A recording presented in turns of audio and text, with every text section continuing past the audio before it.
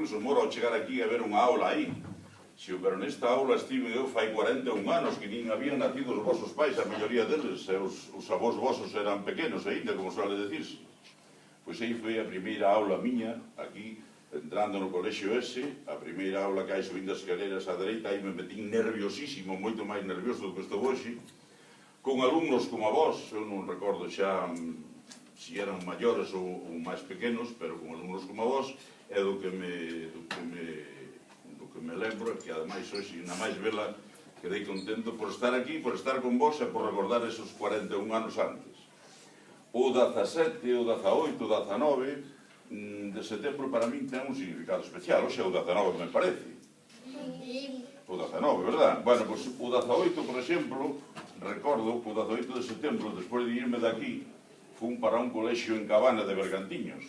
Van diredes vos, nos contar a vida, non falar da pataca, xa falaremos da pataca, porque tamén estar aquí ao mellor a deixar de ir a clase de matemáticas ou de lingua tamén é importante, non? Pero bueno, despois falo da pataca e non quero ser pesado, o sea, que o que quero é que despois preguntedes vos, máis que do que podo falar eu, que pouco vos podo informar.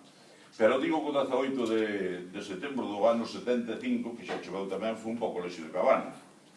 O 17, o 18, o 19, non recordo moi ben, do ano 77, mandáronme para dar clase nas Illas Canarias, que xa sodes maiores sabedes onde quedan, nunha illa que chaman a Gomera. Pois ali estuve en un curso, bueno, onde ali había plátanos, non había patacas. Que tamén había alguna pataca, pero ali o que se vía alrededor da escola, como aquí vemos as patacas, ali eran plátanos. Moi ben, estiven ali.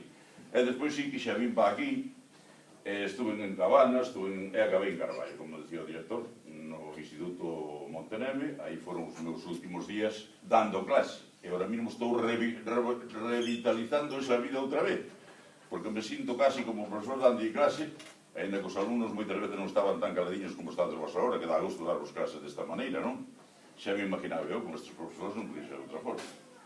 Ben, pero non só eso, ainda me queda unha data. Fai 3 anos, o 18 de setembro, tamén me chamaron, que me gustou moito, que me chamaran os meus veciños daqui de Coristanco para dar o pregón da festa da patata.